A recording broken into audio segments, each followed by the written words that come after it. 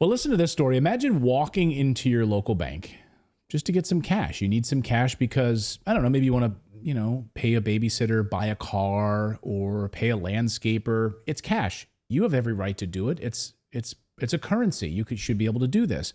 You want to buy a car. It's your right. However, you want to get some cash out of your account. You go to the teller. You walk up to the teller, and the teller then looks at you and gives you some blank stares. I'd like to get some cash out of my account. I need a few $1,000s. And then the bank teller says, hold on a second. I'll be right back. Walks over to the bank manager, who then comes to you and says, I understand that you want to take some cash out of your account. May I ask what you plan to spend it on? To which you say, your mama. Your mom. Yeah, your mom. Yeah, your mama. Your mama has an OnlyFans page, and I want to. Well, I don't know, whatever it is, but yeah, none of your friggin' business what I want to spend it on, right? Yeah. I mean, that's what I would say. My jaw would hit the floor if this happens. I'm sorry. Why is this any of your business? My money is in your bank. I'd like to take my money out of your bank. I want to spend it however I'm going to spend it. That's exactly what's happening at local banks in multiple Western countries, from Australia to the United States to Canada. Sorry, we don't have cash here. You can't take cash out because we simply don't have it. Here's just one example in Canada. This one's gone viral this week, but this is just one of many that we're seeing, where a banker refuses the customer's withdrawal who just wants some cash out of his own account. Watch this. I can't, wait, I don't understand. What are you talking about? So I will either give you a bank draft, or if you're going to get cash, I will need an invoice for the car purchase. Why?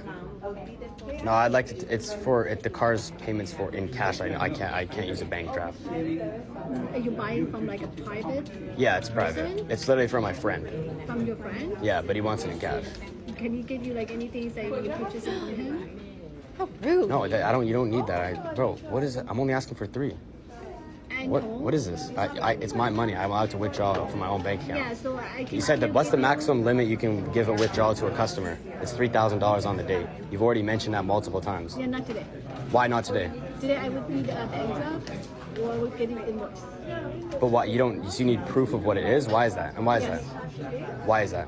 Why do you need me to tell you what it is? What kind of proof is that? I bring in a note? Like what is that going to change? I don't understand. So that would You need to give my you money. I'm not taking a bank draft. I would like cash, please. Yeah, I won't be able to give you cash today. I won't be able to give you cash sit here today until you give me cash, so I'm not going to leave. Can you imagine this? Well, and you know what's messed up is this guy questioning stuff. He'll probably end up getting kicked out of the bank, maybe arrested by the police because he's causing a disturbance. Yeah. Like they treat the customer like they're a disease. Yeah, he's like, I'm not today. leaving. No, sorry, you're not getting any cash today. Of course, the real reason she's asking that question is because she's trying to avoid at all costs having to admit the fact that they don't actually have cash in the bank anymore. It's gone. And of course, there's a multifaceted group of reasons as to why it's gone. Number one, they don't want bank runs on large number of people when they come into a bank who want cash, right? So they don't want bank runs. Like everyone's like, wait a second. I think I want to get my money out of this bank. Right. now. Is this Greece? Come on. Right. Well, remind our audience what happened in Greece. Yes, Greece, the money was so deflated so quickly that you couldn't get any money out of an ATM more than once a day. Maximum amount was about, I don't know, $200 at the time. It's wild. Yeah, and ridiculous. This is in modern times, like within the last 5 years. Right. That this happened. And of course, so they don't want these bank runs. They don't want a bunch of people rolling up to the ATMs trying to get money out of these banks. One way, of course, to eliminate bank runs is to eliminate cash. Totally. Which is what you're seeing. This week, the International Monetary Fund, the IMF, put out an ominous warning that cyber attacks could destroy the banking industry and cause bank runs, meaning people run to the bank to try to take out their cash all at the same time, but the banks don't have your money in the first place, so they can't give you any money anyway. This isn't a conspiracy theory. What you're looking at here is the International Monetary Fund issuing this warning. The organization's latest global financial stability report warns that the size of extreme losses from cyber incidents has more than quadrupled since 2017 to a value of $2.5 billion. The report also claims the financial sector is uniquely exposed to cyber attacks. Well, it's a good thing we don't have any cyber attacks. Oh, wait a second. Widespread reports over the past 24 hours of entire 911 phone networks going down. Cyber attack on the Francis Scott Key Bridge, which brought down a bridge thanks to a barge hitting it. But yeah, we don't have any cyber attacks to worry about. So a large... Which is currently being investigated by the FBI. You should say that so no one says, like, where'd you get that, Clayton? That's a conspiracy. Yes, the FBI is currently investigating the Francis Scott Key Bridge 20 days after it struck the bridge and brought it down. Anyway, I have a question really quick. So are they still, when they add to the monetary, like the money supply, are they still required to print what they're putting out, or are they just adding it in a computer? Because what I'm wondering is if there's actually a shortage on notes. No. You know? It's a fraction of the actual money that's technically in supply, in circulation. The ones in, the digital version of the dollar, there's only a fraction of that actually available in cash and coins that exists in the United States. The rest of it is digital. Before the pandemic, when they changed the laws for deposits, it was 4%. So now, best guess is 1% of money that exists in our economy actually exists in paper form. Can you imagine? So now the IMF, according to their bank runs note in this report, says the risk of bank runs. The IMF claims incidents in the financial sector could threaten economic stability if they erode the confidence of the financial system or disrupt critical services. For example, the organization warns that cyber attacks could cause bank runs, where large numbers of customers withdraw money from the bank and strain its finances. The IMF warns. The IMF says their solution is an all-digital framework. Of course. Scare you, make you fear terrorism and cyber attacks, and move you to an all-digital framework with no cash whatsoever. Here's their report. Digitization means the more financial transactions and services are conducted online, it creates more entry points and vulnerabilities for hackers to exploit. Weak corporate governance of cybersecurity means that some financial firms may not invest enough in cybersecurity and may not have adequate policies or procedures to prevent, detect, or respond to cyber attacks.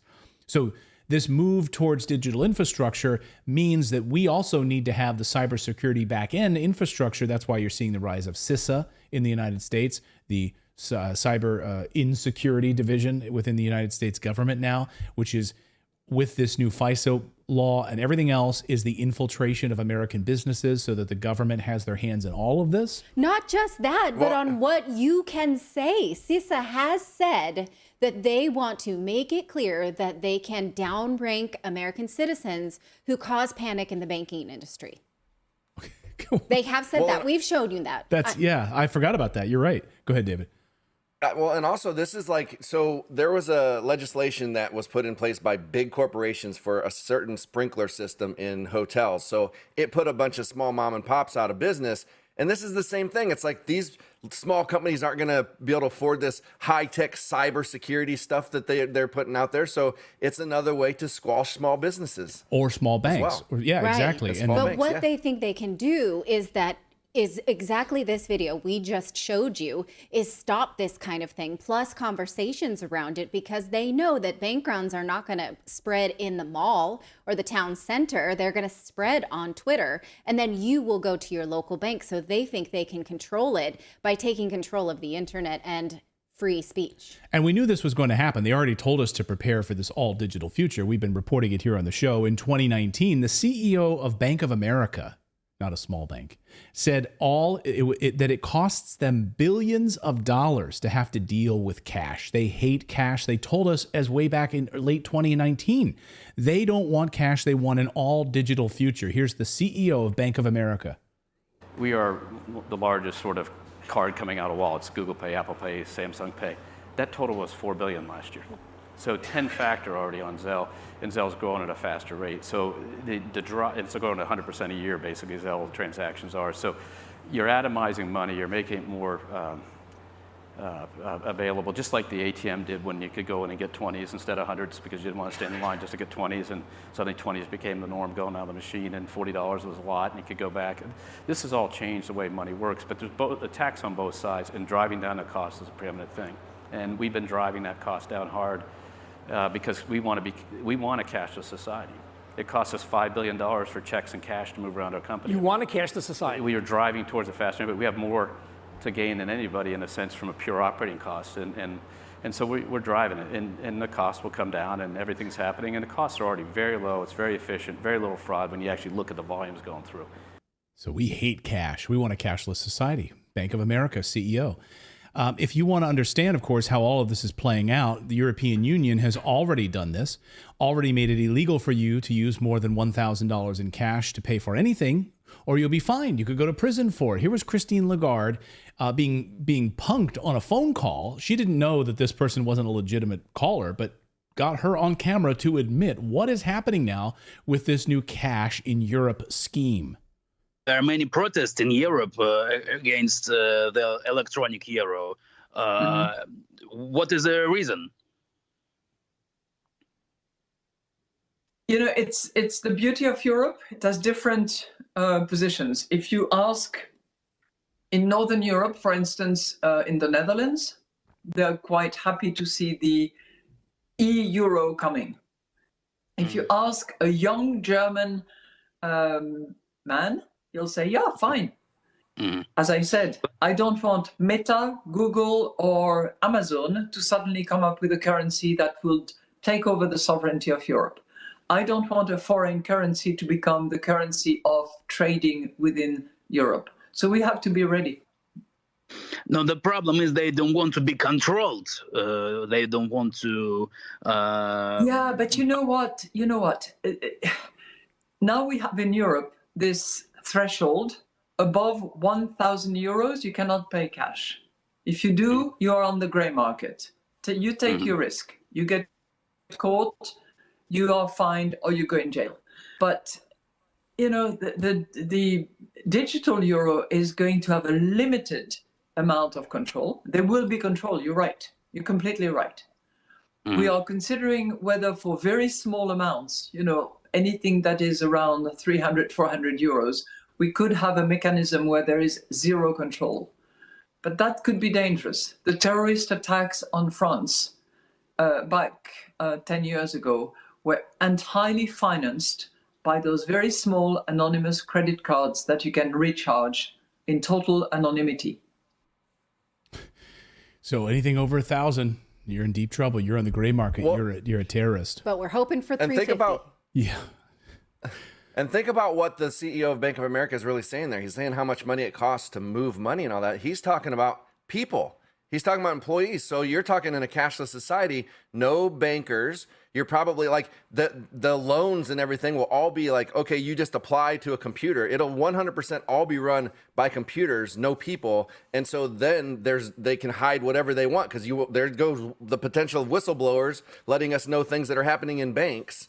Yeah, and AI. So who are you going to complain to? Unless we get AI whistleblowers. Unless AI becomes so principled that it tells on itself. That'd be amazing. I've just come up with a new novel. Because that's the direction it's going. I love that. Well, I like the angle that they're using. That it's like they're pushing it. This is like the digital currency is a cybersecurity thing. When it's literally impossible for anybody to hack the $20 in my wallet, you can't do it. If I don't give it to you, you can't have it. But if it's all digital, they can just wipe it away whenever they feel like it, and it's just gone. And that's why this is all part of the World Economic Forum's plan. Klaus Schwab and their move to digital and digital IDs and digital infrastructure. I've co-authored a new report. I want you to all check it out, by the way. And we dive deeply into the digital IDs. There's certain things we can't talk about here on YouTube because we talked about his family's dark history here in this report. I would encourage all of you to go check it out if you want to know what exactly is happening with the future of digital IDs, what the World Economic Forum wants for our money supply, and this World Economic Forum global influence. Go to redacted.inc/Klaus.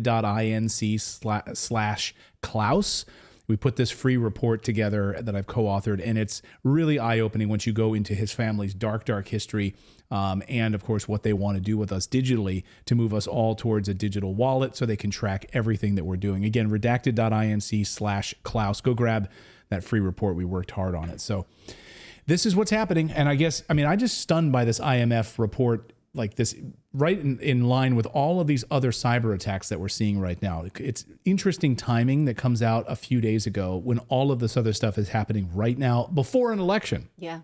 I really hope you enjoyed watching this video. You know, YouTube thinks that you'll actually like this next video right here. It's personalized based on your own viewing habits. So if you watch the video, please leave a comment. Let us know what you think about it.